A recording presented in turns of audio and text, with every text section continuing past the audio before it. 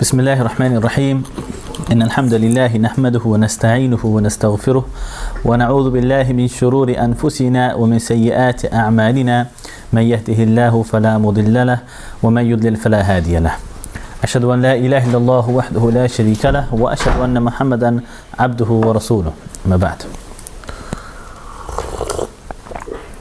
The topic today is Tawhid Hakeemiyah.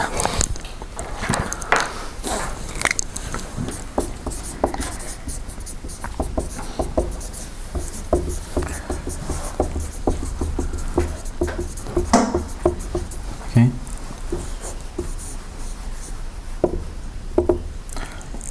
Okay, we'll do Tawhid Hakeemiyah.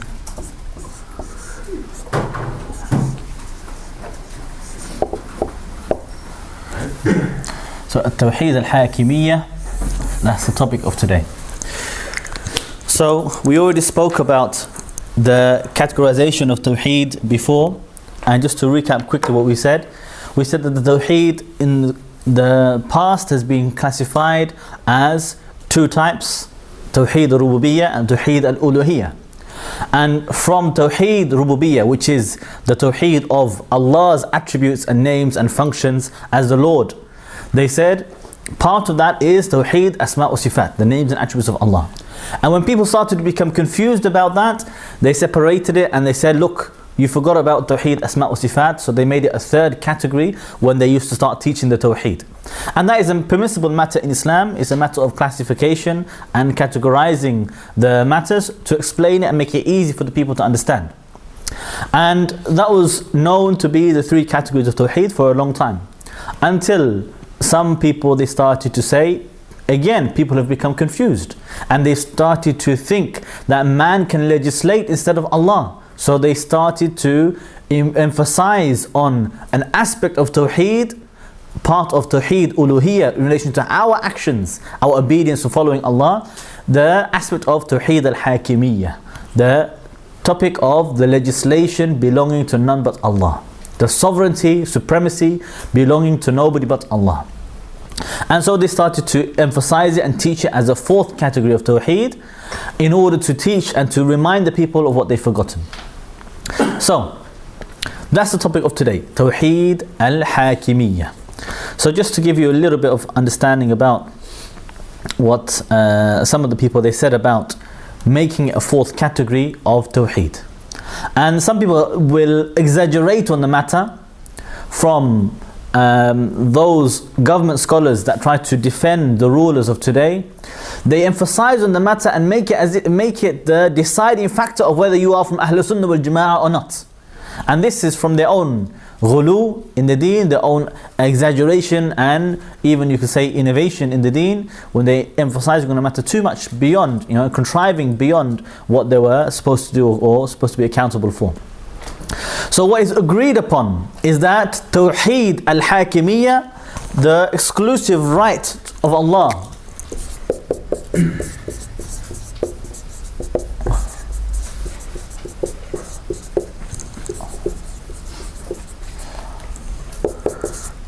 to legislate, okay, this is agreed upon, that it is the right of Allah to be the only legislator, that He's the only commander, the only one who can make halal and haram, assign reward and punishment. He's the only one that can make you accountable, and we'll look to all the evidences for that inshallah in a moment. But the actual dispute is a really minor one, where some of the scholars today, they said that making Tawheed Hakeemiyah a fourth category of Tawheed, they say it's an innovation, it's a bid'ah. Whereas others, they said, no, there's no harm in saying it's a fourth category and teaching it as a distinct aspect of Tawheed. There's no harm in that. At the end of the day, all of it is part of the Tawheed, part of one Tawheed. Okay, Rububiyyah, Uluhiyyah, Asma' wa Sifat, Hakeemiyah, it's all part of one aspect, which is the foundation of the deen, that exclusive right of Allah subhanahu wa ta'ala to be the only one that is worshipped, followed and obeyed, and for all of His own rights to be given to Him. So among those who said that it's a bid'ah, okay, let's have a look at those who said that it's a bid'ah.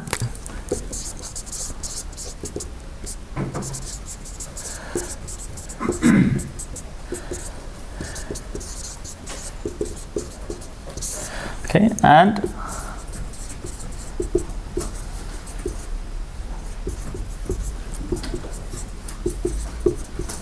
those who said it's not a bid'ah. Okay, among them you have, okay, Rabi' al-Madkhali. Let's put Shaykh in respect for his age, if nothing else. Okay, Rabi' al-Madkhali, Rabi' bin Hadi al-Madkhali is among those who said that no, to declare Tawhid al-Hakeemiyah as an aspect of Tawheed, or a distinct a fourth category of Tawheed, they said this is a bid'ah, and this is a deviation from Ahl Sunnah wal Jama'ah. Among them also you have, okay, and this is a slightly different line, they are not the same, but they have the same position on this matter, Shaykh Nasiruddin al-Albani.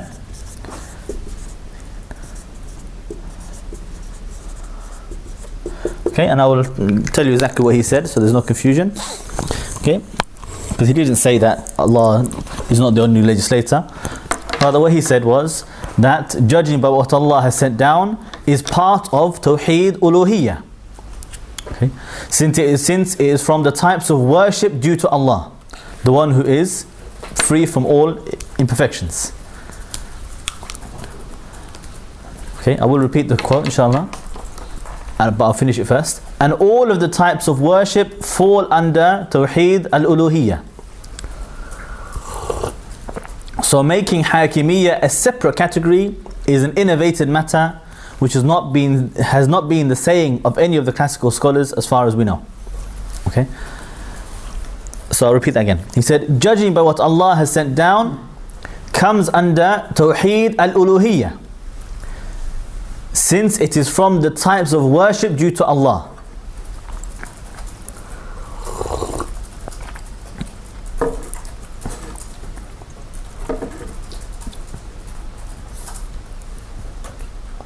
Okay.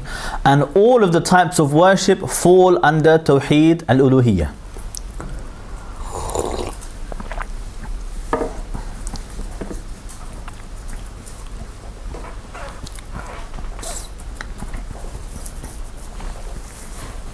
Let me know if I'm going too fast. Are you with me? Yes. Okay, so he said, and all of the types of worship fall under Tawheed al-Uluhiyyah. So making Hakeemiyah a separate category is an innovated matter.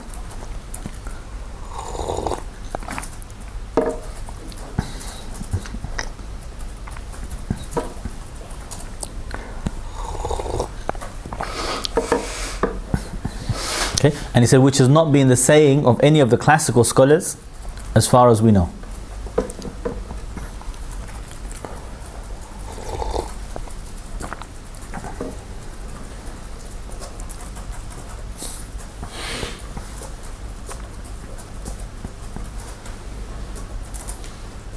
Okay, and he also said after that, he said, and Hakeemiyah also falls within Tawheed Rububiyyah from the aspect that Allah decrees whatever He wills. So we spoke about this already before, Tawheed al-Hakeemiyah Takweeniyah, His qadr, His decree, but that's was your side issue.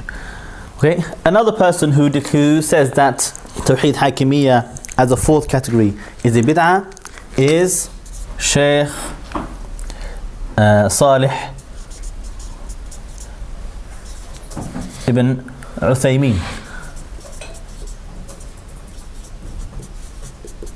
Okay, Shaykh Salih ibn Uthaymeen.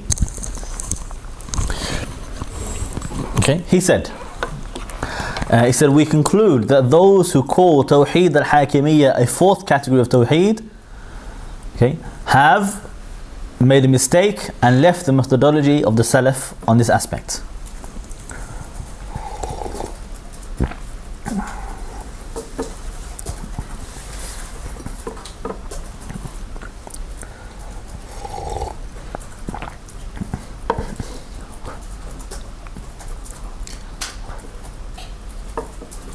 Okay, so he said, we conclude that those who call Tawheed al-Hakeemiyah a fourth category of Tawheed have erred, have made a mistake, and have left the methodology of the Salaf on this aspect.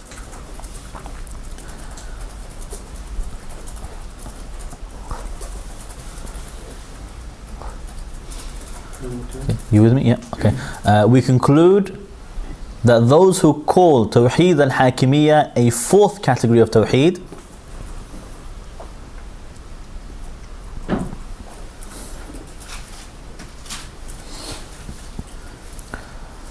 have made a mistake and have left the methodology of the Salaf on this aspect.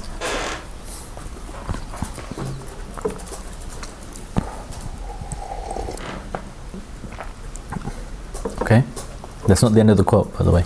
It's only half the quote. Okay, you with me?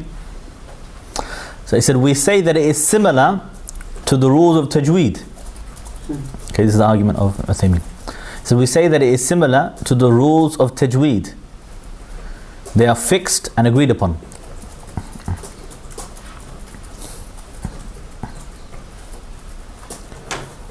Okay. And anyone who suddenly invents a new rule of tajweed has made a mistake, is what he said. Okay, so he said, we say that it is similar to the rules of tajweed. Okay, tajweed, obviously the rules of recitation. I said they are fixed and agreed upon. And anyone who suddenly invents a new rule of tajweed has made a mistake, or has been is misguided, or has erred. Do you have the reference for that? I don't, except for Kitab al-Iman by Shaykh Umar Bakr Muhammad. But let me see. It shouldn't be hard to find, to be honest with you. There's lots of quotes like that you can find with them. And anyone who suddenly invents a new rule of tajweed Has made a mistake.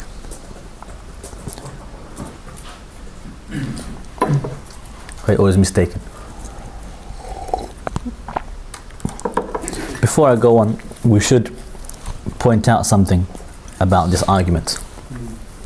First of all, the argument about tajweed, the rules, is wrong from a number of angles. Number one is that the rules of tajweed have been transmitted from the Sahaba to the Tabi'een by mutawatir chain, by the specific way that they recited the Quran, even when it differs with the normal, sometimes the normal rules of grammar, even because it overrides whatever the Quran overrides, a specific matter of revelation of how it was revealed and how it was recited by the Sahaba and recited through the various reciters of the Tabi'een.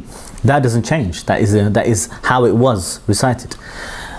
Whereas the classification of Tawheed is not something that was made by the Sahaba and decided a matter of revelation.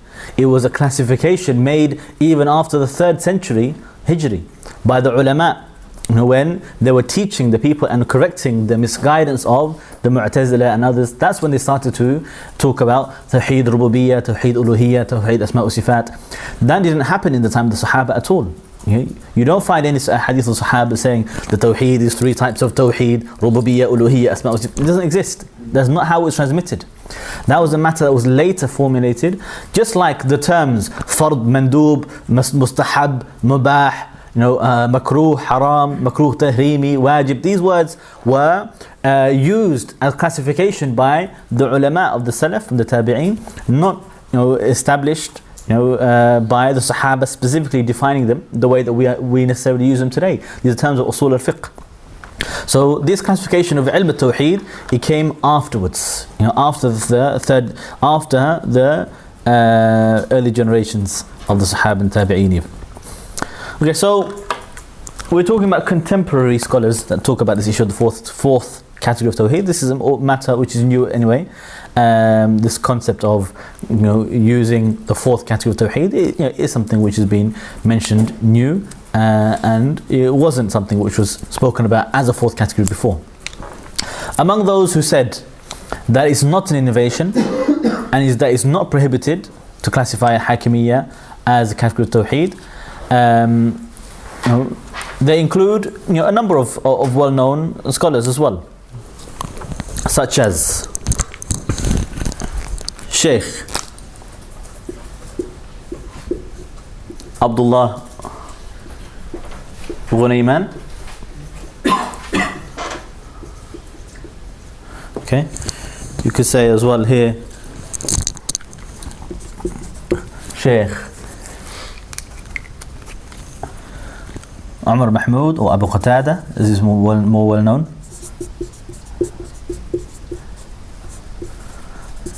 Sheikh Abu Muhammad al-Maqdisi,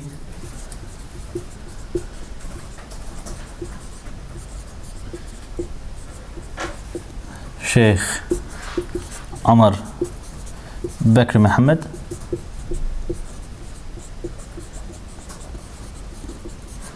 okay. Sheikh Abu Halima,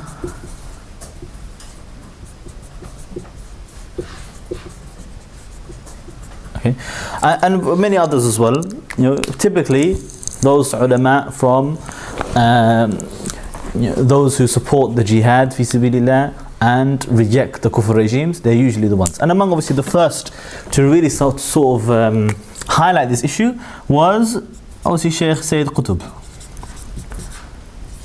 And this is why the Madkhalis, those who follow Rabi al-Madkhali, they like to label anybody who also believes in Tawhid Hakeemiyah, whether they say it's a fourth category or not, they like to label them as Qutbis and so on and so forth. Okay? And really people don't know even what that means. What it means to follow, should they say it's Qutb or not, or what Tawhid Hakeemiyah even is really referring to. Sometimes, especially among the youth, among those who are just first, they come across these wild statements of some of these scholars that say, calling everybody Khawarij, calling everybody Takfiri. If they hear the word Tawhid Hakeemiyah, they automatically go into this mode of your Qutbi, your Khawarij and so on. They don't understand that actually those scholars are not saying Tawhid Hakeemiyah doesn't exist. Or they're not saying that Tawhid Hakeemiyah is not part of Tawheed, or that it doesn't count. All they said was, don't make it a fourth category of Tawheed. Okay?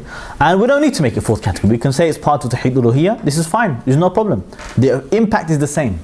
You still become mushrik if you take a legislator instead of Allah. That's the impact. That's the difference that we need to understand. That the one who commits shirk in the Hakeemiyah of Allah, he is mushrik, whether it's a fourth category of Tawheed or it's part of Tawheed uluhiyyah. If you're mushrik in Tawheed uluhiyyah, you kafir or not? Are you mushrik or not? You're mushrik. So what is the difference does it make if you separate it to a fourth category or you keep it as part of the second category? It's really quite irrelevant. Okay, so this is just one thing we need to understand. So what we're talking about in terms of the evidences for Tawheed al-Hakeemiyah, what we're saying is the importance of this topic. And what's the evidence that the legislation and sovereignty belongs only to Allah subhanahu wa ta'ala. Okay, so we're going to focus on this all just today, inshallah. And if we look to a couple of verses of the Quran to help us, there's just one that I want to just double check the reference for. If you understand, when we talk about Tawheed al-Hakeemiyah, we are really talking about, I think I've unplugged something. Does it still sound? Just double check for me. We'll rub this out, inshallah, yeah?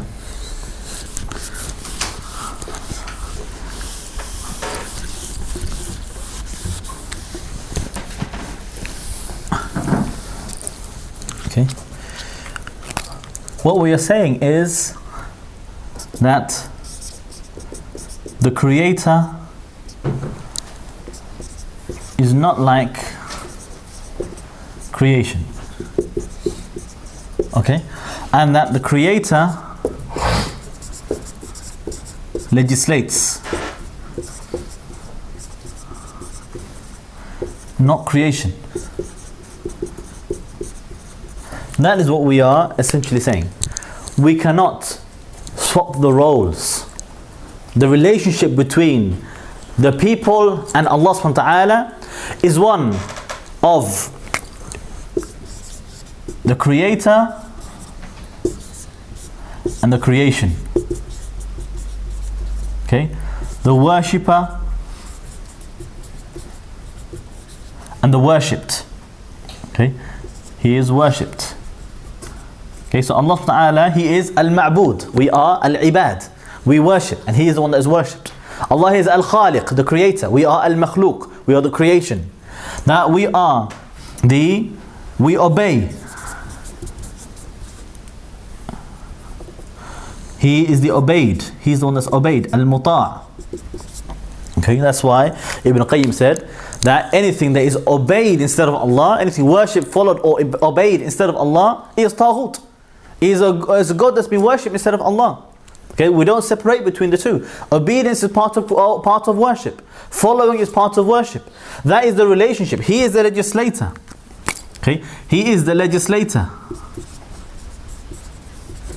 Okay, and we are, we obey that legislation. We do not legislate, so we don't swap the roles. Allah subhanahu wa ta'ala says in Surah Nahl, verse 17. Okay. Surah Nahl, verse 17. أعوذ بالله من الشيطان الرجيم أفمن يخلق كمن لا يخلق أفلا تذكرون. Allah Ta'ala says, is the one who creates similar to the one who it does not create? Okay, is the creator similar to the creation, basically? Will you not then contemplate? Will you not think? Okay, so this is the difference. And Allah Ta'ala as well, He says, okay, in the verse, in Surah 7 verse 54. Okay, so this is really 16, 17, 7 verse 54. Okay, 7 verse 54, Allah subhanahu wa ta'ala says, He says, أَلَا لَهُ الْخَلْقُ وَالْأَمْرُ تَبَارَكَ اللَّهُ رَبُّ الْعَالَمِينَ. He said, is it not for Allah, is it not for Him, the creation and the command? Okay, is it not for Him the creation and the command? Okay, and He is obviously all blessed, the Lord of the worlds. So this verse, Allah Ta'ala declaring that the creation and the command come together. The creation and the legislation come together. The one who creates, He commands. The one who creates, He legislates. He decides halal and haram. And how can it be any other way? The one who creates you, He knows best what is good for you and what is bad for you, what is beneficial and what is harmful. And that's the purpose of legislation, is to remove all harm and to bring all benefit. That's the purpose of it. So who is better to achieve that than the one who created you in the first place? People, whenever they make laws, they have to correct themselves afterwards. Britain have never got it right. They've never got it right. And even when they're fixing it, they think they are fixing it, they're making it worse. That's what happens when men make laws. They will always be unjust. When have men ever made laws and not been oppressors? It's impossible. Because men by their own nature, they are flawed. They don't know what's good for them. Okay? They don't know what's good for them. Yeah, you cannot just think, human beings, Allah blessed us with intelligence so we can figure it all out. Do you really think that people, they always act in the best manner? They will always make laws in the best manner and not to serve their own greed? You think when the rich have some power, they won't take advantage of the poor?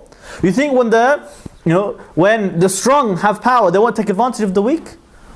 Okay, look to the UK. Every time they change the laws. Before it was racism.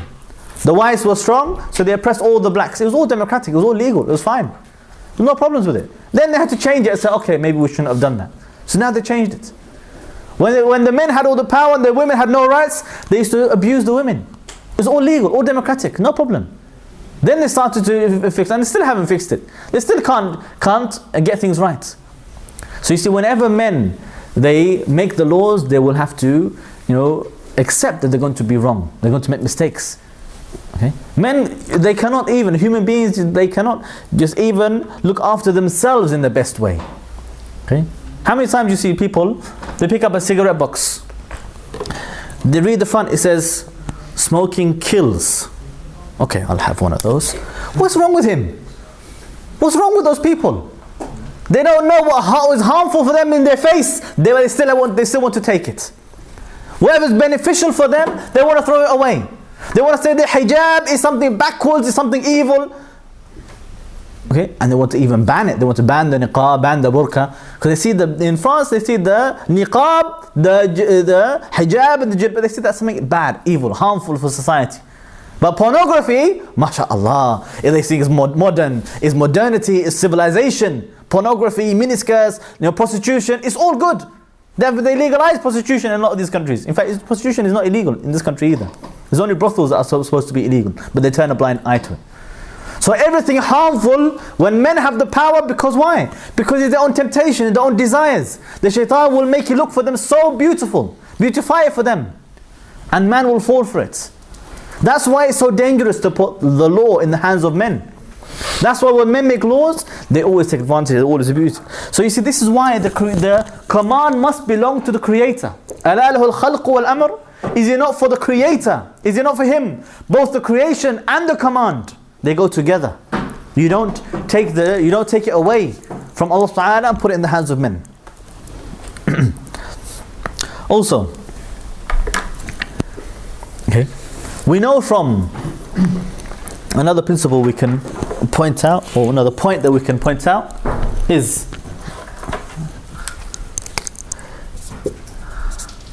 okay, your legislator is your Lord.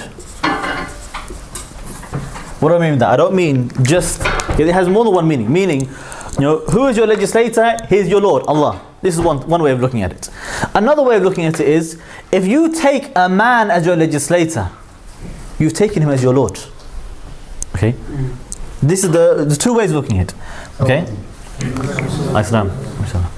Okay? So, there's two ways of looking at it. I.e., Allah is the legislator.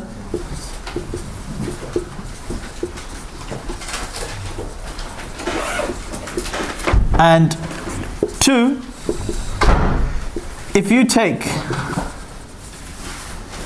a man as legislator, you have taken him as Lord, okay, and worshipped him.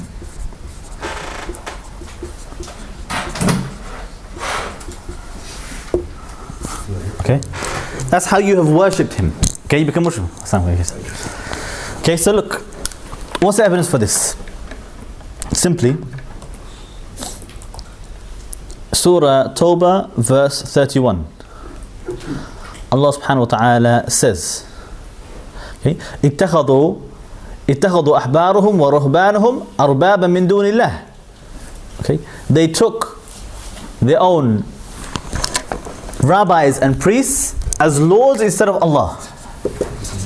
Okay, number 3, Surah number 9, verse 31. Allah subhanahu wa ta'ala says about the Jews and Christians, they took their rabbis and their priests as lords instead of Allah. Okay, how did they take them as lords instead of Allah? Okay, this is the question. What did they do that made them, be considered to be worshipping their rabbis and the priests? So let's have a look at what some of the ulama said about this, inshallah. We'll just digress a little bit just to go into this ayah in a bit more detail. Okay, there's a hadith in Bukhari of Uday bin Hatim. Okay. Uday bin Hatim, he used to be Christian and he embraced Islam and he was still a new Muslim. So he said, I came to the Messenger of Allah wearing a cross of gold. He still had a cross on him from when he was Christian. He didn't even realize. Okay, or some people said that he didn't know he was still wearing, he only just become Muslim. Okay, so I came to the Messenger of Allah wearing a cross of gold. And the Prophet ﷺ said, "O Uday, remove this wathan from your neck. Remove this, worship thing from your neck." Okay, so the wathan is different from an idol. Idol is in the form of a human being or an animal. Okay, whereas you can have something else which is worshipped, which is not in the form of a human or an animal. Okay, it could be a tree, it could be a cross, it could be whatever. If it's worshipped, it's called wathan. So remove this or throw this wathan from your neck. So I threw it immediately. I came to him and he was reciting, اتخذوا أحبارهم ورهبانهم أربابا من دون الله. He was reciting, they took their rabbis and priests as lords instead of Allah. Do you want me to repeat, or are you with me? No, that's fine. Yeah? Okay. He said he was reciting, they took their rabbis and priests as lords instead of Allah. So I said to him, we did not used to worship them, Ya Rasulullah. Okay. He said, we didn't used to worship them. Okay? Meaning what? What he was saying, and I'll read to you what some of the Sahaba said about it afterwards. Meaning they didn't used to make sujood to them, they didn't used to make ruku' to them, they used to do these things. Okay? So we did not used to worship them, Ya Rasulullah. So the Prophet ﷺ replied, didn't they used to forbid what Allah permitted and permit what Allah forbade and used to obey them? I said yes. The Prophet ﷺ said, that is how you worship them. Okay? Or that is how they were worshipped. Okay, depends on the narration. So that is how they were worshipped. Okay? So in other words, the reason why the rabbis and priests were considered lords is because they were legislating and the people were obeying their legislation. They were obeying their man-made laws. So that's how they made them lords instead of Allah. They worship those rabbis and priests instead of Allah. On this hadith, in Tafsir al-Tabari, Hudayf ibn al-Yaman, he said, verily they never fasted for them and they never prayed for them. I mean, they never used to fast in the name of their rabbis and priests or pray to their rabbis and priests. Okay, he said, verily they never fasted for them and they never prayed for them. But when they said it is halal, something is halal, after Allah said it is haram, they took it from them. And when they made something haram, okay, after Allah had made it halal, okay, they used to forbid it as well. They used to accept it from them. And that is how they used to be rububiyyah. This is how they made them, the lords. Rububiyyah meaning from the word Rabb. This is how they made them lords. Okay, so this is Tafsir al-Tabari, volume 10, page 115. Hudayf ibn Yaman. I'll repeat it one time. You want me to repeat it all? Or? Can you just repeat the reference? Volume 10, page 115 of Tafsir al-Tabari. Okay.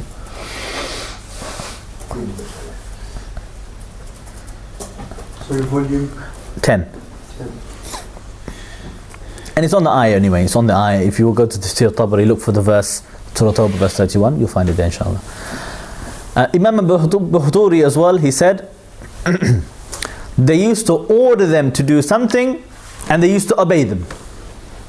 And they used to forbid them something and they used to obey them instead of taking what Allah revealed. And that is how they made rububiyyah. And if that happened, they become kafir. Okay, they disbelieved. Okay, so I'll repeat that again. Okay. So he said they used to order them to do something and they used to obey them. They used to forbid them from something and they used to obey them instead of taking what Allah revealed. Okay, instead of taking what Allah revealed.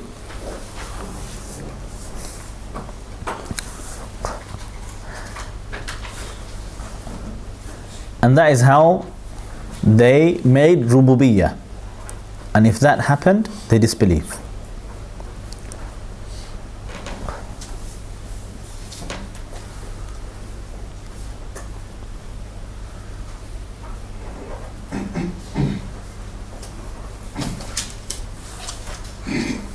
Okay.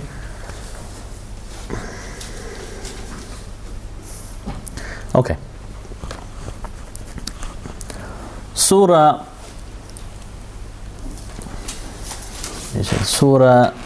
Ra'd, Surah 13, verse 41.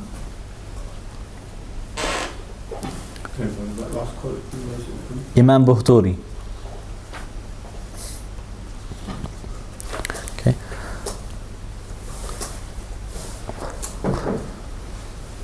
Okay, so Surah 13, verse 41.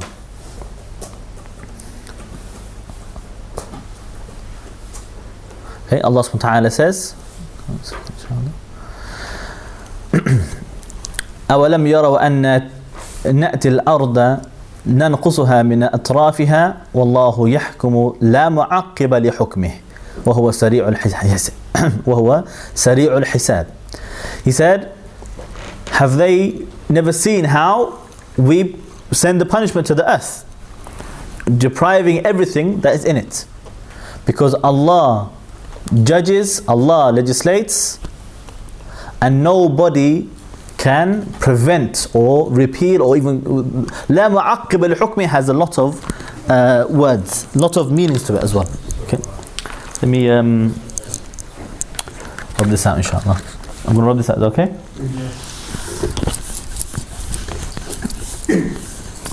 Okay, so another principle or point that we can take here: nobody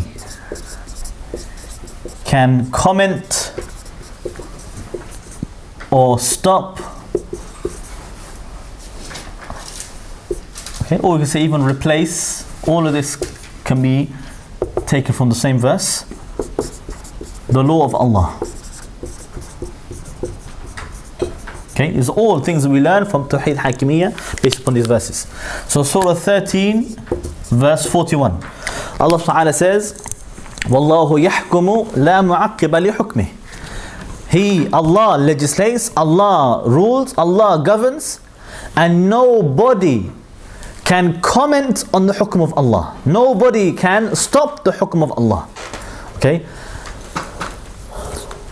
Meaning, when Allah legislates, you cannot say, we're not going to do that one. We're not going to fulfill this law.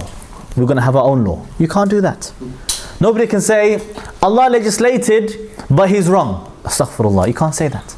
Nobody can say, Allah legislated this law, okay, but I will legislate instead of Him. I will say something else. No. And nobody can say, Allah subhanahu wa ta'ala legislated so-and-so law, but we should debate it and comment on it. What do you think? Do you think Allah is right? Do you think Allah is wrong? Astaghfirullah, you can't have that debate. You can't have the discussion. And that is the job of the MPs in the parliaments in democracy. It is to debate whether or not we should have this law or that law, whether we should fulfill the law of Allah or not. Okay? If somebody says, for example, when they start to have these votes in the elections, and don't be fooled by any of those so-called Muslim MPs, so-called Muslim MPs, when they have votes in these parliaments, like the one recently they had, not too long ago, they said, should a man be able to marry a man? A woman be able to marry a woman? How can you have that debate in the first place when you know what Allah subhanahu wa ta'ala has legislated about it already? Even if you are a Christian, it's supposed to be a Christian country. Even the Christians know the law of Allah, the law of God, the Creator, in the Bible, in the Torah, in the Quran, in every book, you know, is the same. In fact, hardly you find any religion except for the atheist religion that says homosexuality is allowed. You won't find anybody. I remember I was doing one event. It was this a religious education, special event at one of the schools. Funnily enough, state school. I was surprised. They let radical like me in there, to teach all their children about Islam. And we had a nice panel discussion at the end, like a mock question time thing. Very good. I'm doing it again this year, in fact, as well, unless the papers find out about it. And basically, there was a Hindu, there was a Christian, there was myself, and there was some atheist. In the end, the rest of them were a little bit insignificant. It was just me and the atheist having a big debate really all the time, making digs at each other. And I'll be honest with you, I think he was more upset than I was about it at the end. I was very happy, to be honest with you. But the question came about homosexuality and marriage. And everybody from every religion in the whole panel, they all said the same thing. It's not allowed, it's not correct, it's wrong, it's something bad, it's something evil, it's unnatural. The only one obviously was this guy, the atheist. So all those people sitting in parliament, even the so-called Christians among them, and they have in this country a constitution that said there must be some Christian bishops as part of the parliament. That is their own constitution. They said it is a Christian country as part of their own constitution. And yet they're sitting in the parliament debating about gay marriages. And you know what those so-called Muslim MPs, they voted for? What they said, what do you think should happen? For them to debate it in the first place was kufr. For them to even think about, what do you think? Is it good or bad? Who told you can decide what's good or bad? But they all decided what? They all decided it's okay, we should be allowed to have gay marriages. Every single one of those so-called Muslim MPs, and you can see all their names exposed, okay, including the local MP in this country, in this area, Tawhid Hakeemiyah. Go and ask her. Go and ask her why. Roshanara Ali, was it? Yes. Ask her. What were you thinking? Is that not clear-cut kufr? Okay. And what about all those so-called scholars that were calling everybody, go and vote for these Muslim MPs, they will help us. And they go into parliament and you are responsible for what they do.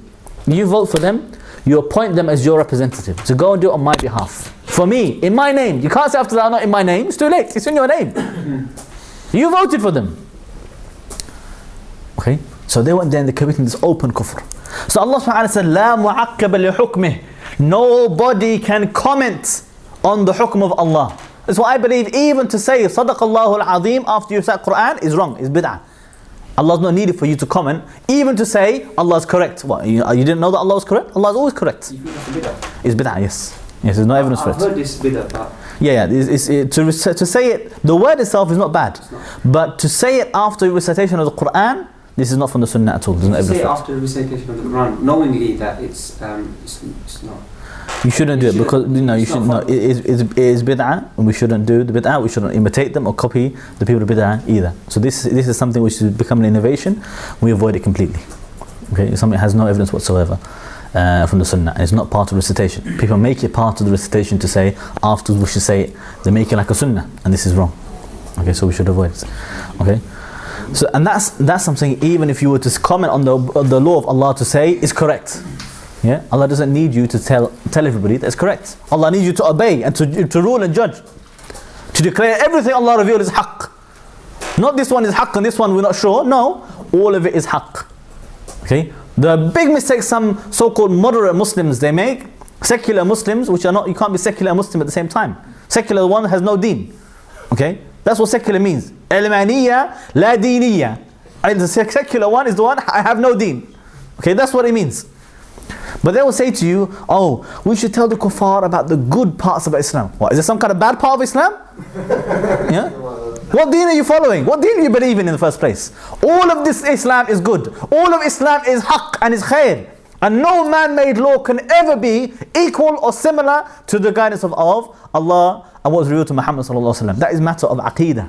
That's why we see one of the nullifiers of Islam, those who say any guidance is similar or better than the guidance revealed to Muhammad sallallahu alaihi wasallam. They say that, they are kafir. They nullified Islam. That's complete disbelief. Okay? So, لا معقب لحكمه. Nobody can comment on the hukm of Allah subhanahu wa ta'ala. A couple of verses inshaAllah to stress on these points. Going back to what we were saying before as well. But Allah is the creator, therefore He's the legislator. Therefore He's the one that is worshipped. The two are together. Rububiyyah, uluhiyyah, they are linked.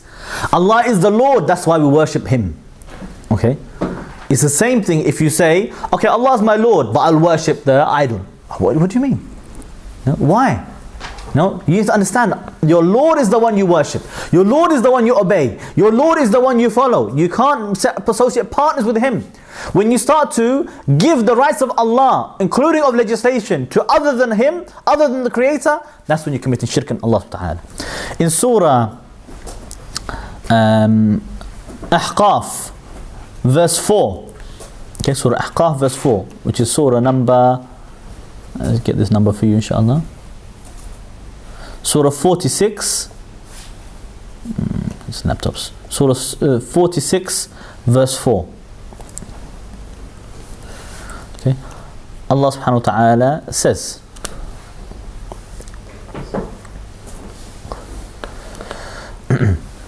says, قُلْ أَرَأَيْتُم مَا تَدْعُونَ مِن دُونِ اللَّهِ أَرُونِي مَاذَا خَلَقُوا مِنَ الْأَرْضِ أَمْ لَهُمْ شِرْكٌ فِي السَّمَاوَاتِ ائتوني بكتاب من قبل هذا أو أثارة من علم إن كنتم صادقين. Allah Ta'ala says, it's reference 46 verse 4. Okay. He said, have you seen those, say to them, have you seen those that they call to, that they worship instead of Allah? Show me what they've created from the earth. Or do they have a partnership, or do they have a share of the heavens that they created? Okay, so bring me, some evidence before this, from this book, okay, or any other evidence from the knowledge, if what you're saying is the truth. Where did you get this idea from? Where did you get this idea from? That those were you worshipped, whether it's the MPs or the rabbis or the priests or anybody else, or those in the grave that you are according to, making dua to, what did they create exactly? Where did you get it from? Where's the evidence for that? Okay, so people just blindly following in that shirk, they're not going to be saved. You're not going to be saved from that. You know they didn't create, and yet you worship them. You know that they're not the creator, and yet you worship them. Okay, and there's a reason why only the atheists tend to, invent this type of man-made law idea. Why? Because they don't believe in Allah. They don't believe in the Creator. They don't believe in the Creator. You don't believe in the Creator, and yet you leave what the Creator revealed to you, and you go to your own minds and your own ration and your own false ideas and desires.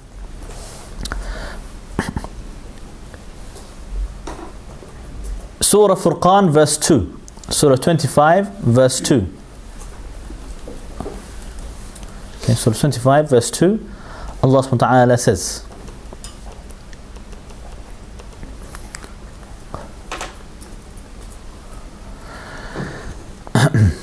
الذي له ملك السماوات والأرض ولم يتخذ ولدا ولم يكن له شريك في الملك وخلق كل شيء فقدره تقديرا. He said he is the one that all of the heavens and the earth belongs to him, and he hasn't taken any children, and he has no partner in his kingdom, and he is the one who creates everything, and he determines everything, determines for all of the creation, all of their own we say design or their own qadr or whatever he decrees for them. So people, they say to you, why don't you leave this country, as if the country belongs to the queen. The queen, what did she do to inherit this whole country apparently? Who told you that? And the funny thing is, it's not a lot of the people, they don't even see, okay, the queen owns it. No, they think they own it. Okay, they think they own it. People will say to you, why don't you leave the country if you don't like it? I say to them, I'm part of this country. If you don't like it, you go somewhere else. I've been here I've been here 30 years. I'm part and parcel of Britain. People like Anjum, people like me, Sheikh Omar, Sheikh Abu Hamza, this part of the landscape of the UK. You can't escape from it. Radical Islam, as they call it, okay, or calling for Islam and Khilafah and Sharia, it's been part of the way of life of Britain for the last 20 years. If you don't like it, go somewhere else. They say to you, no, I was born and bred here. Yeah, where do you think we were born? Where do you think we grew up? In fact, we speak better English than you. We know the country better than you. We're probably older than you. Been here longer than you. Why don't you go somewhere else? They think that they own the country. The country belongs to Allah subhanahu wa ta'ala.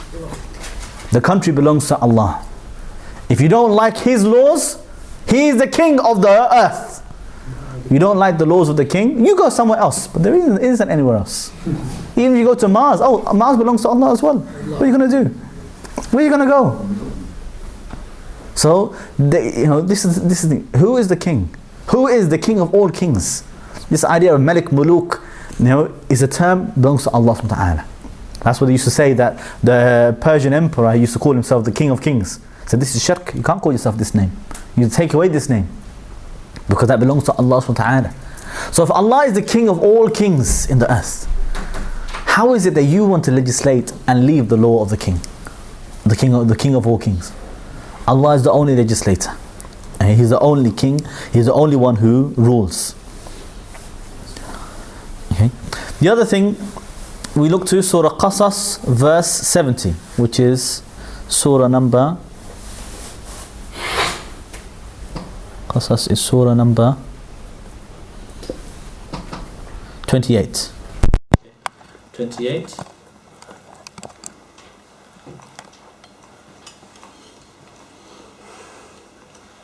Okay, 28 verse 70, we said. Okay. I'll write those two references on the board for you. This is the last one, Surah Furqan verse 2, and now Surah Qasas verse 70. Surah Qasas verse 70. Allah subhanahu wa ta'ala, He said, وَهُوَ اللَّهُ لَا إِلَهَ إِلَّا هُ. He is Allah. There is none worthy of worship, following obedience, except for Him. لَهُ الْحَمْدُ فِي الْأُولَى وَالْآخِرَةِ وَلَهُ الْحُكْمُ وَإِلَيْهِ تُرْجَعُونَ. He said, and for Him is all praise from the first and in the after or the last. Okay, and for Him is the hukum, the law, legislation, the decision, and to Him you will return. Okay, to Him you will return. So this is one of the first verses we're going to quote Allah talking about the hukum.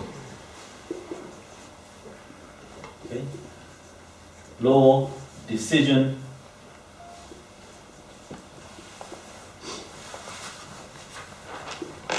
Okay, rule, judgments, all of these terms refer to the hukum. Okay, belongs to Allah, and we return to Him. To what? To be accounted. We're going to have to go and face Him. Okay, people are worried about the breaking the law. Why? Why do people, obey the law and they're afraid to break the law? Why? Because they think, I'm going to have to account for it.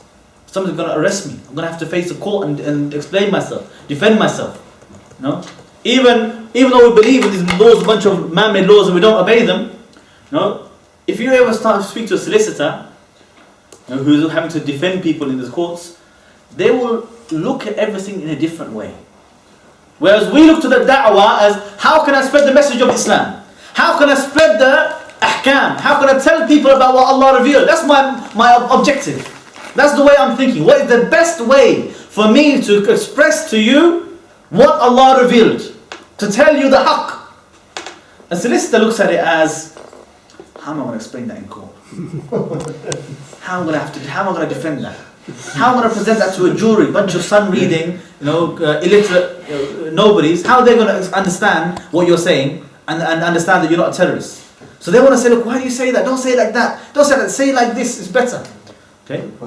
Because this is the way the solicitor thinking, not about clear message. I want to tell you a clear message. Bayan. Okay? Al-balagh al-mubin is what Allah said. The job of the messengers, of the anbiya, the ulama, the du'at is what? Al-balagh al-mubin. The clear message. To make it absolutely clear to you what I'm thinking, what Allah has revealed to us, to explain it to you. That's my job. The solicitor is thinking, no, don't say it up front. Don't say it clear. If you say it clear, they're going to arrest you. You have to package it in another way. Why can't you say that we are, Islamic democracy? Why can't we say we have, shura is like democracy? Let's call it democracy. Let's say that we have democracy in Islam. Why not? They want to package it in a way. We don't want to package it in that way. Why? Because they're always thinking about, if you break the law, you have to answer to the judge, to the courts, to the prosecution. You have to answer for it. But Allah Ta'ala is telling you, the hukum, the law, the judgment, it belongs to Him, not to the man-made laws, not to the man-made courts. It belongs to Allah. And you're going to return to Him to account for your deeds. He is the one you have to answer to, not the man-made judge or king or whatever. Okay? So it belongs to Allah, and He will account you. Okay? I mean, you're going to be responsible to answer for what you do in this life to Allah subhanahu wa ta'ala. Nobody else. If you obey Allah, then you are obeying the law. If you disobey Allah, you are a criminal. It doesn't matter what other laws they are floating about. These are their own delusions, their own superstitions. If you want to look at the man-made law like this. Okay? There's a bunch of people in parliament who have declared what they think we should and should not do, and they've said, no, if you don't obey these laws, something bad is going to happen. Just like some superstitious person, he says, don't walk on the cracks of the road, something bad is going to happen to you. Don't walk in front of the black cat, something bad is going to happen to you. Okay, this is what they think. They want to throw salt over their shoulder and touch wood and all this business. The man-made laws like this. Man-made laws like this, irrelevant. Makes no difference to us at all. Who cares what some guy in a wig says? What we care about is Allah subhanahu wa ta'ala.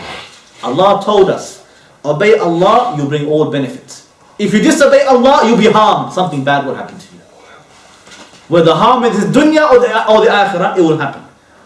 So the only law we're interested in obeying is the law of Allah subhanahu wa ta'ala. That's why we don't steal, because Allah said don't steal. Who cares about what the parliament says? That's why we don't murder or rape, because Allah said don't do it. Because haram is illegal, it's a crime by Allah legislating it. Allah legislated that these things are haram and crimes. He also legislated that fornication and adultery is crime as well. Homosexuality is a crime as well. Do you understand? And anything Allah legislated permissible for us, nobody can tell you that it is crime, haram. Allah Ta'ala said what? Eating apple is halal. Who said to you apple is haram? Who can tell you that? Allah Ta'ala said what? Taking slaves in jihad is permissible. Who can tell you now international law? What international law is that exactly? Allah Ta'ala, He is Rabbul Alameen. He's the Lord of all the worlds. Forget about international law, interplanetary law, if you like. The law of the universe. His law goes everywhere. Although the makan of taklif is the earth anyway. It's not beyond. So, the place of Allah's laws, where they are to be implemented, is the earth. And it will reach the whole of the earth anyway as well. So Allah Ta'ala legislated, and that's the only one that we have to answer to. And there's something else in this ayah we want to think about. Okay? Which you can also take from this verse. This verse is for 28 verse 70. You can also take from this verse, okay, number 6. He is the legislator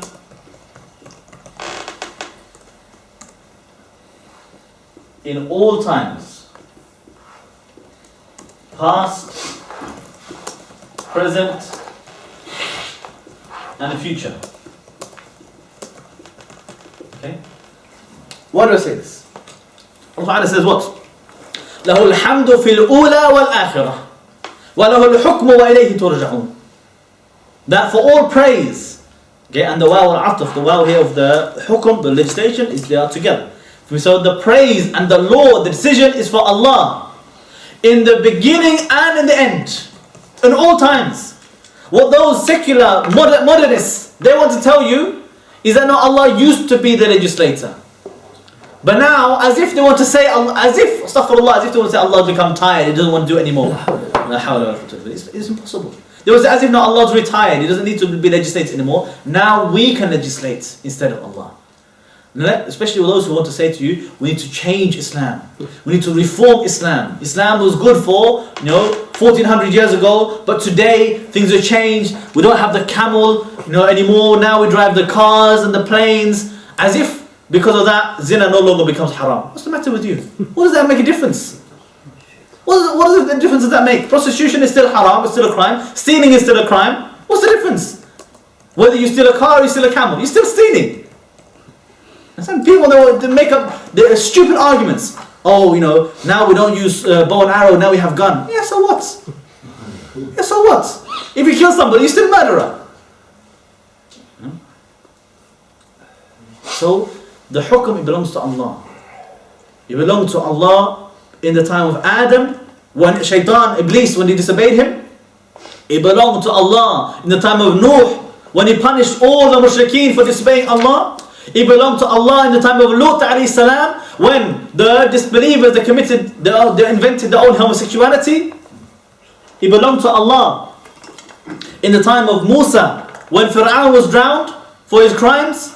It belonged to Allah in the time of Muhammad sallallahu alayhi wasallam, when He revealed the Sharia of Islam, the final Sharia for the whole of mankind, that will be the legislation for mankind across the earth until the Day of Judgment. He was the legislator then, and He'll be the legislator today, 1400 years later, and He'll be the legislator until the Day of Judgment, and He'll be the legislator after the Day of Judgment as well. There will never be a time when men will take that role instead of Allah subhanahu wa ta'ala. Okay? It doesn't change. That hukum doesn't change. Okay, so this, and also we learn from this ayah. The ayah is takhsis. When it says lahu, he says it's for him. That is takhsis, it's specifying. Meaning it's only for Allah subhanahu wa ta'ala. It is only for him, without any partners. Nobody else can take it. When he said lahul hukm, for him is the hukum, for him is the legislation. there is takhsis.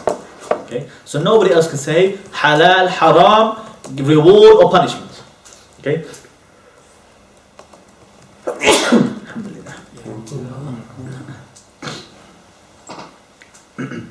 Another verse where this is mentioned as well is Surah Rum, verse 4. Okay, so Surah 30, verse 4. Allah subhanahu wa ta'ala says, لِلَّهِ الْأَمْرُ مِنْ قَبْلُ وَمِنْ بَعْدُ. He said, for Allah is the decision before and after. Okay, so there's another one with the same message. Okay, Surah 30, verse 4. Okay, Allah says, for Allah is the decision before and after.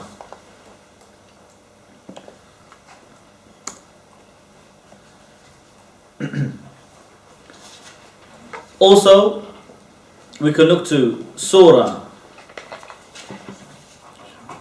12, verse 40 and 6, verse 57. Let me rub these out, inshallah.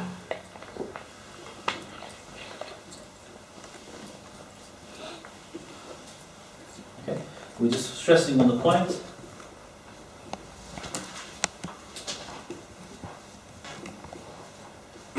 Legislation is the role of Allah alone. Okay. The role and rights, haqq of Allah, okay, alone. Surah 12, verse 40, and also Surah 6, verse 57. They say exactly the same thing, though just with a slightly different edition. Okay, so in Surah Yusuf alayhi salam was teaching his companions, in his jail, the non-Muslims there, he was teaching them Tawheed. Okay, calling them, giving them da'wah to Tawheed. And what was his da'wah to Tawheed for them? It was to tell them, in al-hukmu illa lillah, amara an la ta'budu illa iyyah. He said to those people in prison with him, look, listen, the legislation belongs to nobody but Allah. And He ordered that you only worship, follow and obey Him exclusively. That's the da'wah to Tawheed. Okay, people, they think da'wah to Tawheed is to say to people, Allah created you. That's not called, that's not enough. Even the Quraysh understood Allah created you. The mistake that they made was that they started to worship, follow and obey other than Allah in uluhiyyah. Okay, so this verse, Yusuf alayhi salam said to them, in al-hukmu illa lillah, amara an la ta'budu illa iyyah. He said, the right legislation is for none but Allah, and He ordered that you do not worship except Him. If you think about it today, if you're going to give da'wah to Tawheed in the UK, tell me, what do you think the people believe in this country? Do you think that they believe that Jesus is the Son of God? You really think that they believe that? No. Hardly the Christians in this country are really Christian. Hardly you find any of them that go to church. Walk by one of these churches, on a Sunday. Considering that this is a Christian country and they outnumber the Muslims, however huge number, 50 to 1 or something, the way that they outnumber the Muslims here. There's only a few million. We go to the churches, it's empty. All day, all night is empty. Even go to their own day or Sunday, okay, it's empty. Hardly you find anybody there. Okay? Unless there's a celebrity coming that day. Okay? And they're not going there to worship, they're going there for the celebrity. That's the reality. I remember prison. Prison, in a Christian country, even Belmarsh prison, the Muslims are still a minority there. There's a lot of Muslims there, a couple of hundred. There's still a massive minority compared to the non-Muslims. Every Friday, you see all the Muslims, they're up early, ready, miswak in their hand, prayer mat in the other hand, all dressed up in their best clothes, with wudu and everything, waiting at the door for somebody to open to take them to the Jum'ah. And when they used to mess them about and say, you can't go today, they used to have a riot. Some of them, they used to just go crazy, start banging at the doors, and the guard used to be scared of them on that day. Why? Because if he comes out, he's gonna bang. He's gonna somebody's gonna get. Understand? That's what it was like. And on Sunday, you hear them coming round to say it's time for church, Christian services. Okay, it's time for the church. You know, the big chapel, full big massive cross there, all made just for the Christians. And they're shouting, anybody want to go to the church services, Christian services? Anybody? Silence. Nobody queuing up, nobody interested, everybody busy, you know, eating noodles or something, whatever. First call, last call. Yeah, first call, nothing. Second call, second and a half call, you know, calling again and again. I remember one time we turned around and said, are there no Christians here? What's going on? Begging them, please come to Christian services. Nah, I'm alright, mate. You understand? And in fact, a lot of those Christians, next week Friday, he's queuing up to go to Jum'ah. I said, maybe I want to become Muslim today. That used to drive them crazy. That's the Christian country we have. They don't believe in Christianity. They don't believe in Christianity. But I tell you what they all believe in. They believe in democracy. They believe that men have al-Hakeemiyah. They believe men make the laws. So what do you think the difference it makes? If you say to somebody, yeah, God created you. They say, yeah, I believe you. You think that makes him Muslim? Okay. But then say to him, God is the only legislator. Men don't make laws. Parliament is not, no, it is shirk. You have to disbelieve in parliament and democracy before you become Muslim. Suddenly, things change. So when you go make da'wah to Tawheed in this country, you need to understand where is their shirk, what do they believe in? Muhammad sallallahu alayhi wa sallam, he told Mu'adh ibn Jabal, you're going to Yemen, you're going to meet people, they believe Jesus is the Son of God. So call them to La ilaha illallah. In this country, you need to tell the da'i, you're going to a people they believe men make the laws instead of Allah. Call them to La ilaha illallah. That's how you understand. You're calling them to leave the shirk of democracy and come to the Tawheed. That's how you call them to Islam and call them to Tawheed. So, also in Surah 6 verse 57, we'll give the verse there as well. Again, Allah Ta'ala says, إِنَ الْحُكْمُ إِلَّا لِلَّهِ يَقُصُّ الْحَقَّ وَهُوَ خَيْرُ الْفَاصِلِينَ. He said, the hukum, the law, decision, it belongs only to Allah. Allah declares to you the truth, and He is the best of all judges. So this is the hukum of Allah Ta'ala. Also, Surah Kahf, verse 26.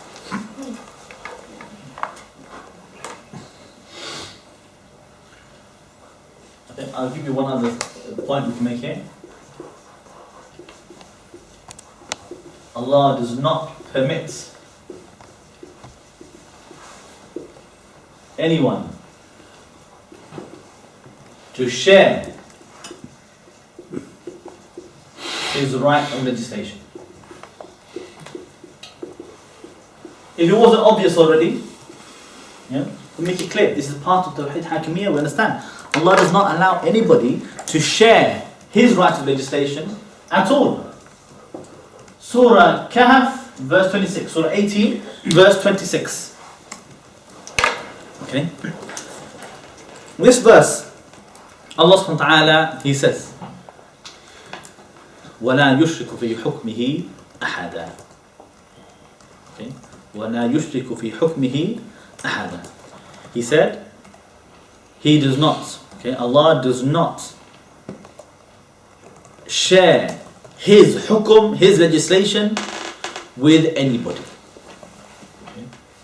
Allah does not share His hukum, His decision, His law with anybody at all. Okay, this is Surah Kahf, verse 26. There's something special about this verse. Not the only verse this happens, but you see with the Quran, the way that Uthman, he wrote the Quran, when they wrote it down, they wrote it down trying to maintain and combine as many of the different recitations of the Quran. So obviously there are 7 different recitations, Allah revealed in different ways, based upon the different dialects, and so try to combine them all in one way. So you see this verse, Allah Ta'ala, He says, وَلَا يُشْرِكُ فِي حُكْمِهِ أَحَدًا.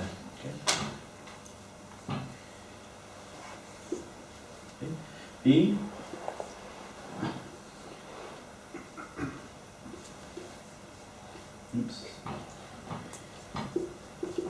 okay, so one thing you need to understand about the Quran, originally it was written without any dots.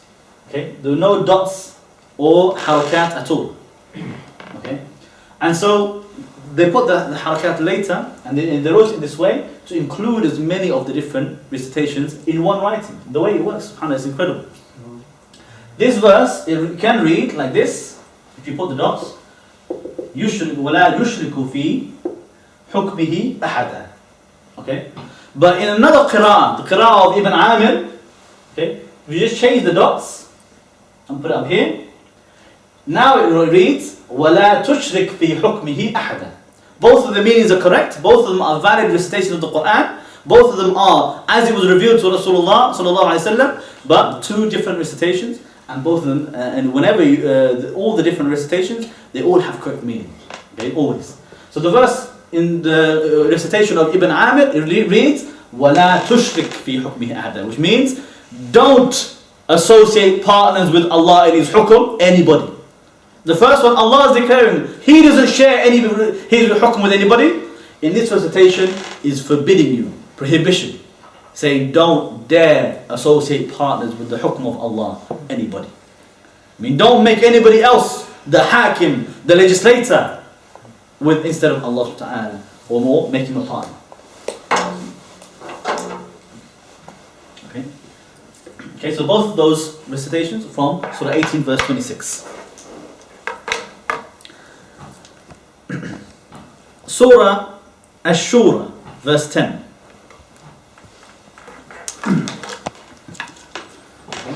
And one of the things you need to remember as well, that Allah Ta'ala, He sent the messages and the books for this purpose. That's the whole purpose of the books. That when you differ in a matter, you refer to the law of Allah in the book to solve your disputes. Okay? We said this, Allah's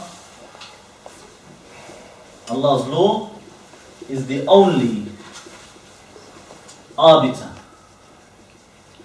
Okay? Meaning the only one that makes, resolves your disputes, decides in your disputes, is Allah subhanahu wa ta'ala, His law. Okay? That's what law does in the end of the day. Remember we showed you last time, you have the legislator, and then you have the judges that judge by that law. So when people dispute, the judge will say, well, this is what the law says. So that's how we know who's right or wrong. So who makes that law? That's the question. Okay? Surah Shura verse 10, okay, Surah 42 verse 10, Allah subhanahu wa ta'ala says, أعوذ بالله من الشيطان الرجيم وما اختلفتم فيه من شيء فحكمه إلى الله. He said, whatever you differ in, the law, the decision is with Allah subhanahu wa ta'ala. Okay, the decision belongs to Allah. Can you see that on the board? I'm covering it, I think. Can you see it? Okay, so whatever you differ in, the decision is Allah. I mean, when you have two disputes, you want to go to somebody to solve that dispute. Sorry? I can sit down. When you want to solve that dispute, you go to somebody to resolve it for you, to make a decision, make a judgment. Who do you go to? You go to the law of Allah subhanahu wa ta'ala. Okay? So that's what the purpose of His legislation and revealing the Quran and the books to the people is in the first place. Surah Ghafir verse 12. Allah warning us about those who neglect the Hakeemiyah in the Tawhid. Surah 40 verse 12. Okay, Surah 40 verse 12. أعوذ بالله من الرجيم. Allah says, ذلكم بأنه إذا دعي الله وحده كفرتم وإن يشرك به تؤمنوا فالحكم لله العلي الكبير. He said, that is because whenever the people they worship Allah alone, you disbelieve. But whenever they associate partners with Him, you believe in them. So the judgment, the law, the hukum, it belongs to Allah, and He is the highest, the greatest. SubhanAllah, if you think about this ayah for a second. If you come out today and you say to the people, don't obey the man-made laws, only obey Allah, they call you extremist. They call you extremist. If you say to them, come and vote for me, I want to become MP and legislate laws in parliament, they say to you, MashaAllah, this is a good Muslim, this is practicing, he's a wise man, has a hikmah, we should all vote for him, tactically come together, invite you to the masjid to give khutbah, invite you to teach the people. This is what happens. When the people call you to worship Allah alone, they say, no, we're not going to do it. We don't accept it. It's too hard. When they call you to commit shirk at Allah, they all accept it from you. They all accept that nifaq. This one Ta'ala says, but he said that the hukm is for Allah. The hukm is for Allah subhanahu wa ta'ala in the first place. Surah 5 verse 50 as well.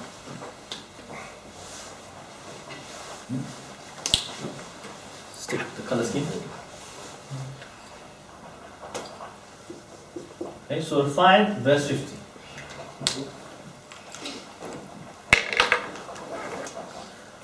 Allah subhanahu wa ta'ala says, أَفَحُكْمَ الْجَاهِلِيَّةِ يَبْغُونَ وَمَنْ أَحْسَنُ مِنَ اللَّهِ حُكْمًا لِقَوْمٍ يُوقِنُونَ.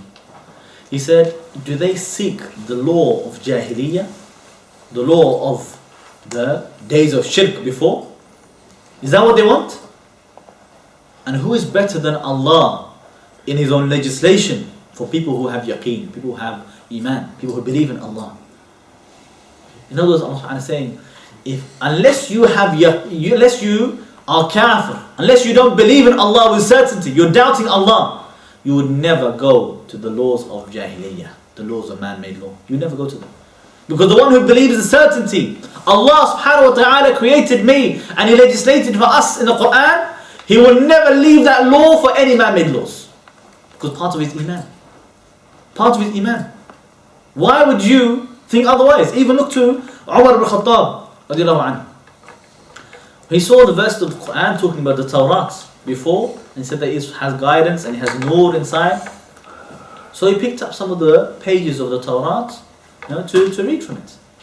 When the Prophet ﷺ, and the Tawrat not man-made laws, obviously he was reading from what? The previous books revealed from Allah subhanahu wa ta'ala. When the Prophet ﷺ saw in the hand of Umar this, you know what he asked him? Are you in doubt, O son of Al-Khattab? Do you doubt about Islam? Do you doubt about Quran? You understand? The idea that you leave the Quran for any other book, even the previous books which have been abrogated now, it suggests that maybe what? Do you doubt about Islam or something? Or you think the Quran is not the word of Allah? Or what? He said, are you in doubt, Umar Khattab? He said, no, I just thought. He said, even if my brother Musa was alive today, he'd have no choice but to follow me. Meaning he couldn't follow the Torah anymore, he has to follow the Quran. There's no choice, only the Sharia of Muhammad. If you have yaqeen in Allah, you believe in Allah, you believe in Muhammad, you believe in the Quran, that means you will never accept any law other than the law of Allah subhanahu wa ta'ala. That's aqeedah. That's your own contract. Aqeedah from the word aqd, uqda, from the knots and the contract. You tied yourself to your belief. You believe Allah is a legislator and He legislated the Sharia in the Quran, His word, the Quran and the Sunnah, the revelation. If that's what you believe, you tie yourself to that belief. That means you are declaring, when you say La ilaha illallah, I will never worship anybody but Allah, I'll never accept anybody to be worshipped instead of Allah. Okay? He will never accept for any law to be obeyed except for the law of Allah. He will never accept any judge to judge except to judge by whatever Allah revealed. He will never accept any ruler to rule by man-made laws, only to rule by the law of Allah. That's your aqeedah. When you see somebody ruling by man-made laws, this is Taghut, I need to rise against him. This is Taghut, I need to stop him. Somebody stop this man, what's he doing? He's transgressing, trying to take the rights of Allah. He will never accept it. That is the muwahhid. He doesn't just believe for himself and he keeps it to himself and then he lets the people run wild in the earth. No. He commands good, forbid the evil. Especially commanding to Tawheed and forbidding from the shirk. So this is Surah 5 verse 50. Okay? And this is why whenever people started to go to man-made laws instead of ruling by Islam, the ulama would rise against them. Like in the time of Ibn Taymiyyah and Ibn Kathir, Ibn Qayyim, they saw the Tatar. Okay? The Tatar, they invaded the Islamic lands, then they so-called claimed to become Muslim. They embraced Islam. But then they started to rule over the people, not by Islam, by Al-Yasiq. Ruled by these laws of Genghis Khan, and it was a mixture of all these different laws, including some laws from Islam. some laws from Islam, some laws from Christianity, and some wise sayings of Genghis Khan and others. You know the reaction of Ibn Kathir and Ibn Taymiyyah when they saw this? What did they say? Kufr dun kufr? What did they say? No. Ibn Kathir said that whoever does what those Tatar did is obliged, wajib to fight them because they become kafir. Ibn Taymiyyah said, kill them even if you see them praying in the masjid. Okay? And the salah is iman. The salah is iman. Al-ahdu baynana wa bayna al-kuffar as-salah. The difference between us and the kuffar is salah. Normally, if you see somebody praying, you say, what? He must be mu'min. He must be a Muslim. We judge him by the apparent. But the one who prays and says the shahada and the kalima, then he rules by man-made laws, he is mushrik. It doesn't matter what his salah. His salah doesn't save him from all that kufr. Okay? It doesn't save him from that. So by them ruling by man-made laws makes them kafir, even if they pray and they fast and they say the kalima and the shahada. Another verse, inshaAllah, we will look to Surah An'am, verse 114. Okay, Surah 6, verse 114. We're not going to finish all the verses about Hakeemiyah this today. I can see we're running out of time already. So we'll have to continue next week, inshallah, on the topic of Hakeemiyah. Surah 6, verse 114. Okay, Surah 6, verse 114. Allah subhanahu wa ta'ala says, أَفَغَيْرَ اللَّهِ أَبْتَغِي حَكَمًا وَهُوَ الَّذِي أَنزَلَ إِلَيْكُمُ الْكِتَابَ مُفَصَّلًا. He said, do they seek a legislator other than Allah? And Allah is the one who sent to you the book with clear, detailed rules.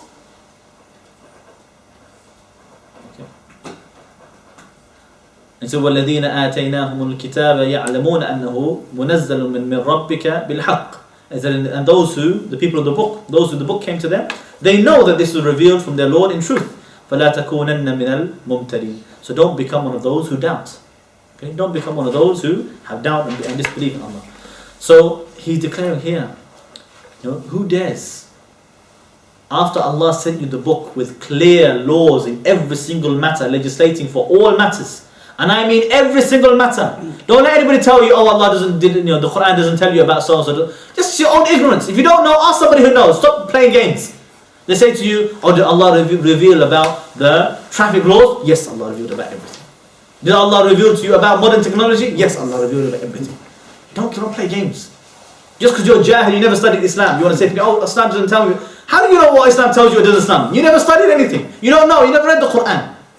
If you don't know, فَاسْأَلُوا أَهْلَ الذِّكْرِ إِن كُنتُمْ لَا تَعْلَمُونَ. Ask those who know if you don't know. Don't start to make up claims and then justify your own shirk, your own democracy based upon that. Allah revealed laws about every single matter, every aspect of life as a complete way of life. Some people say Islam is a complete way of life, but they don't really believe it. Okay? When we say it's a complete way of life, that means there's no part of your life except that Allah revealed guidelines and laws about it. Okay? That's what we mean by a complete way of life. War and peace, government, the police, economy, trade, social, marriage, everything has laws about it. Even the way you clean yourself in the toilet has laws about it. Okay? Everything from sanitation to the environment, everything has the Sharia touches and speaks about it and lays down exactly what the laws are about it in detail. So Allah said, Allah sent you the book mufassala, clear, detailed in its own laws. Okay? There's nothing small or big except that is mentioned in the book. And then you want to take a different legislator instead of Allah? We're going to go to somebody else to decide the laws instead of Allah Ta'ala? This matter not only of shirk and Hakeemiyah, just on a simple matter of adab and gratefulness. How ungrateful. Allah Ta'ala gives you the perfect system and you want to invent an imperfect system instead. You want to go to men instead. And those men don't even make istinja. They don't even know what's good for themselves. And you want to ask them, what do you think is best for the whole of society? Do you know better than Allah? I think you know better than Allah. Astaghfirullah. So, there's another verse, inshallah. I'll try and squeeze a couple more in before we finish. Okay, there's another very good verse to make the point, inshallah. Surah An'am, verse number. I need to find the reference for you quickly.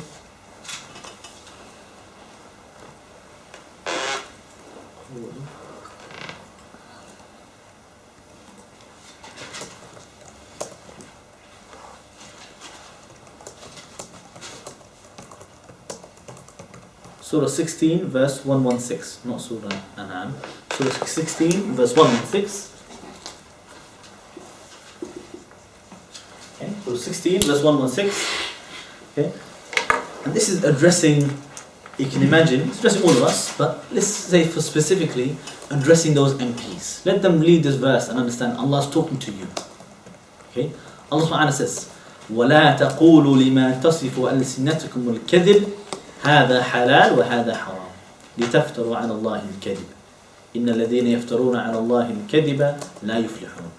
He said, do not say with your lying tongues the falsehood, the lying, that this is halal and this is haram. Okay? هذا حلال وهذا حرام. Don't say this is halal, this is haram, this is legal, this is illegal. Okay? And that's the whole job of the MP. That's all they do in Parliament. Decide what is legal, what is illegal. And who said to you, you can do that? Who told you? Who gave you that permission? Okay? And what did Allah say? So don't say with your lying tongues the lie that this is halal, this is haram. Okay? Lying about Allah, inventing a lie about Allah. Why? Because unless Allah said it's legal or illegal, it's not illegal or illegal. He's the legislator. If you declare it's illegal or this is illegal, you are signing on behalf of Allah this law and fatwa. Okay? Either you replacing Allah and your Tawhid, kafir, or you're lying about Allah, claiming that Allah legislated this when He didn't legislate it. Both of them are called istibdal. It's not just if you say, only if you say, oh, if Allah said it, then it's shirk. But if I just lie about Allah, it's okay. No. You're lying about Allah. And those who lie about Allah, they will never be successful. I mean, they'll never go to Jannah. Okay? So Surah 16 verse 116, Allah forbade this concept, this idea of people making their own ideas of what is legal or illegal, what is haram, halal, mandub, recommended. You make it, decide it for yourself. And I'll just give you one more verse, inshallah, because it's related to this as well. I could end up going on for a long time, but we've got 10 minutes. I want to save a bit of time for question and answers, inshallah. Surah Ash-Shura, verse 21. Okay, Surah 42, verse 21. Allah subhanahu wa ta'ala says, أَمْ لَهُمْ شُرَكَاء شَرَعُوا لَهُمْ مِنَ الدِّينِ مَا لَمْ يَأْذَنْ بِهِ اللَّهِ. He said, do they have partners with Allah? Do they have partners with Allah that legislate for them their way of life without permission from Allah? Okay. I mean, Allah subhanahu wa ta'ala declared those who legislate, they've been taken as partners with Allah subhanahu wa ta'ala, and they never had permission from Allah. Okay. And you see how all these verses are so explicit. Okay, so explicit. And yet people, they're complaining about why you say it's the fourth category, akhi. It doesn't matter fourth category, it's shirk, you understand? The ones who are legislating the man-made laws, they are mushrik. They are taghut. And the ones who are obeying their worship, they are mushrik. Okay? Keep it as a second category, is fine. Just make takfir upon those people, please. Save us from their own shirk and their own tughyan. Those rulers, they don't become safe. Don't suddenly become Muslim just because you said, akhi, is not fourth category, it's part of uluhiyyah. They're still mushrik, taghut. They've still been taking partners with Allah. They're still legislating without permission from Allah. They're still declaring and lying about Allah in their own laws, saying halal and haram. They're still becoming like the rabbis and the priests, being taken laws instead of Allah, making istihlal, making the alcohol legal, making the interest legal, making the gambling legal. Even many countries, prostitution is legal, zina is legal, adultery is legal, even homosexuality is legal. What's left? Understand? So they are legislating, making haram, halal, halal, haram. The only thing that's illegal in the country is jihad. Everything upside down. So we'll leave it here. We'll continue, inshallah, next week with some more verses talking about it. And we'll talk about it in more detail as well. After we looked at all the evidences, all the verses, we can look to the the history of Hakeemiyah, and some of the additional points and principles that we learn from it. We talk about the aims, the maqasid al-Hakeemiyah, the aims of the Hakeemiyah as well. The two types, Takwiniyah and Shi'iyah, we'll go to a little bit further as well. And we talk about the sources of how we take the laws of Allah Ta'ala, who's the only legislator, where do we get those masadir, and the tools that we use to establish and implement that Hakeemiyah of Allah Ta'ala. All of that inshallah we'll do next week, so we're only maybe halfway through, halfway through the topic of Tawhid Hakeemiyah. We want to do it in good detail inshallah. Studying it, and alhamdulillah I can see most of you are writing notes.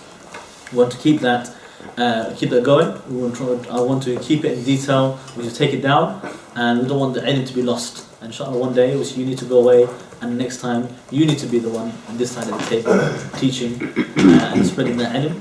Okay? Especially in this time when you have so many people calling for the shirk and few people willing to call for the tawheed. وآخر دعوانا الحمد لله رب العالمين.